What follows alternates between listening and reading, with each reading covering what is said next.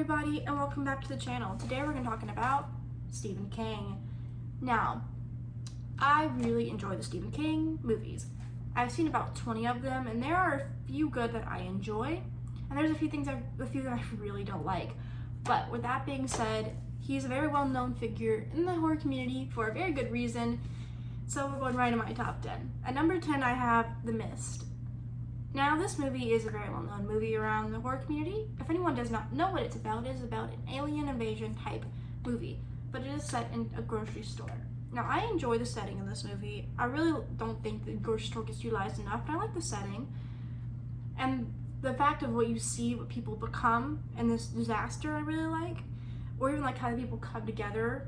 And even the commentary about how when you're sense of things, people will believe anything people say crazy. I really like that commentary.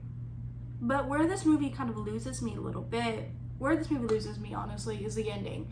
Now, I like to have a movie that I can rewatch, and this movie has a very sad and depressing ending, which does contribute to the movie. But I personally, if I want to watch a Stephen King movie, I want to be able to rewatch it, and this movie is just, it's not a bad movie by any means, but on rewatch value, it's not like you could rewatch it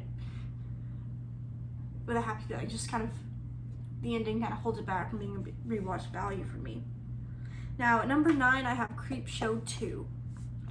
Now, I enjoy horror anthologies when they do it right, and the Creepshow series of 1 and 2, I'm talking about here at least, do it right, and I really do enjoy them. I actually have a comic book from, I think, the first one in my horror collection behind me, which I'll probably show at the end of the video, but I really do like that. And I also really enjoy the raft, especially in this movie. It's very simple, but I really did enjoy that. At number 8, I have 1408, which tells the story of a person who doesn't believe going into a supposed haunted room for the night. Now, I enjoy this for many reasons. Now, I don't see a lot of people talking about this movie, but it's up there for me. I'm not the hugest fan of paranormal movies or found footage movies, but I did enjoy how this one kind of took me on a roller coaster. Like when I said, again, this is a movie that I went in completely blind, and it really kind of plays with your mind because things slowly go unravel up until things go big unravel at the very end. Now, this movie has stuck with me for about 4 years. And there's a lot of movies from 4 years I don't even remember, but this movie I remember so clearly, and I felt like that also has something that sticks to me. I feel like I could rewatch it because I do genuinely enjoy this movie and the kind of twists and takes that it kind of turns on throughout. So at number 8, I got 1408. Now at number 7, I have Dr. Sleep, which is the sequel to The Shining. I enjoyed this. This was definitely a surprise for me personally, because I do, like I said, I've seen The Shining, but I do definitely like this one. I like the way that they utilize the Overlook Hotel and aspects of the original Shining into this movie while making it its a very own movie. And there's a lot of movies that sequels, and I'm talking sequels, do this a lot, where they utilize a lot of the first one and they just use too much of it in the following movies. Like Hell House LLC franchise is a great example of that. They had the first one, the second and third one, they take place in the same movie, pretty much utilizing, kind of copying each other. So I really like they took this aspect of the movie and introduced a new character. Rosa Hatton is a pretty cool character, and I really did enjoy her character and kind of what she does. Even her ending is pretty cool. And like I said, I like the fact that you get to go back to the Overlook Hotel and kind of see spirits or ghosts sometimes. And I really do kind of like that aspect of the movie. And I feel like the character, like Danny, did a great lead with a beloved character. I feel like he did a pretty good job with a beloved character. Now, next we got Carrie, the original Carrie. Now, I like this one. I like this movie a lot. It is a cult classic for a reason. It is about a high school girl who gets bullied, who gets her revenge on prom to her bullies. And like I said, I enjoy this movie. It's a cult classic. I like the character of Carrie, and I like the character development kind of you see throughout. I like the character of Sue. Now, this movie also kind of births one of my favorite sequels, which I know isn't very popular, so I guess I'm probably alone in this boat, but I do enjoy the second sequel to this movie. Now, if anyone has not seen this movie, I'm not going to spoil the ending again, because I feel like if anyone hasn't seen Carrie for whatever reason, or doesn't know anything about the ending, go in blind. But I definitely enjoyed the third act of this movie, and I definitely would say I would rewatch the original over the remakes. Now, at number 5, I got A Chapter 1 from 2017. Now, I have not seen the original 1990s Pennywise, I want to make that very clear. But I did watch A Chapter 1 and 2 back-to-back 4 years ago, and I really did enjoy the first one. I like the characters, I like the kid version of it. I like Pennywise, I feel like is a pretty creepy character in this movie. I also like the utilize of the setting, you know, this neighborhood. And even I just really enjoyed this movie, and I felt like it's a great example of scary clowns.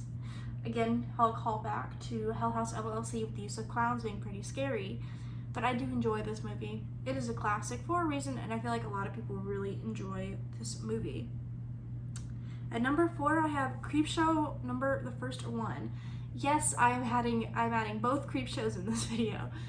I enjoy this one. I like this one more than the first because my favorite ever of the anthology stories is definitely the Father's Day story. I just really love it.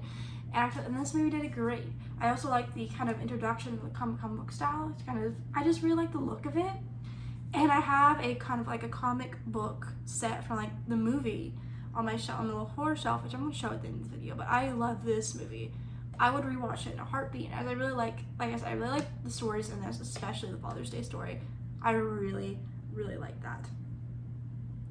Now, my top 3, alright. At number 3, the original Pet Sematary. This movie is not the best of Stephen King movies at all, but I enjoy it. It's like more of, I guess, a guilty pleasure movie, but I feel like a lot of people like it. I really like this movie. Zelda is a very creepy character in this. I like the use of kids and a cat, compared to the 2019 remake, but I really did enjoy Pet Sematary. I felt like it is definitely, I like the characters in this a lot. Zelda, of course, is a very creepy one. Probably the more noticeable creepy characters in the community. Number 2, and I feel like I'm gonna get a lot of hate for this one. Number 2, The Shining. Yes, it's a cult classic. Yes, it's a very good movie. That's why it's in the top 10. But I prefer one above it. I enjoy this movie. It is a very cult classic. I actually watched it for the first time 3 months ago. Yes, I saw Doctors before I saw this one, but I did enjoy it. I like the character of Danny. I like the Overlook Hotel. I like kind of the isolationness. I like the character. You kind of see how Jack spirals into the character he becomes, and I really do enjoy this movie. Of course, it's a cult classic, for example, and it's probably one of Stephen King's, I would actually arguably say, most popular book and TV and movie. So at number 2, I got The Shining because I feel like it was a really good movie. Also has a lot of red herrings, which are pretty cool. But no, and the twins, very creepy. At number 2, I got The Shining. My number 1 is Misery. The actor who plays the main character does an amazing job with the character, and she won an award for this, and she definitely deserved that award. 100% deserved that. But I really do enjoy this movie. I feel like it was very creepy.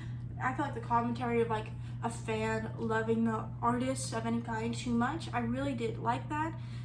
I just kind of get like a really creepy vibe from her. And this is just a great movie around all. I like the setting of like given a reason as to why he couldn't just leave, because he was first of all injured, and second of all in like snow and there's basically nowhere around.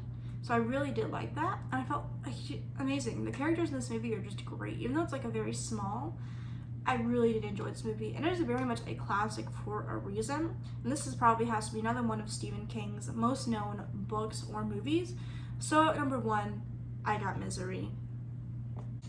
Now I want to show you guys something a little bit before I do my outro, but I want to show you my little horror shelf that I have for Stephen King. Alright everyone, going down the shelf, here's our Stephen King.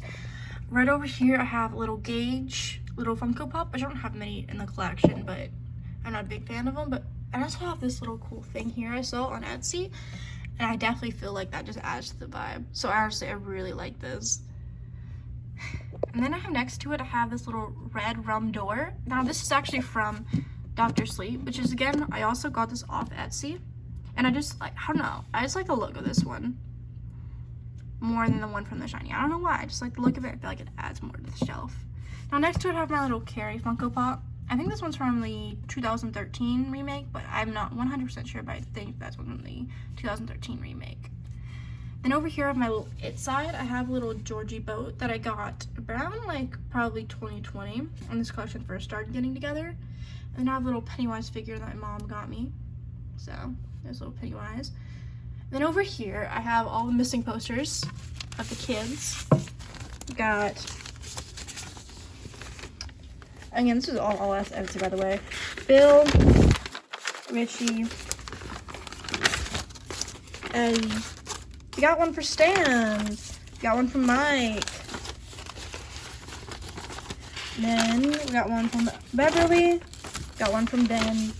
And then at the very top of my collection, I got one for Georgie, all the way up here. Now I hope you guys liked this video. If you did, give it a thumbs up, subscribe if you want to hear more from me, and comment down below if you guys want more videos like this in the future, and I'll see you guys next time.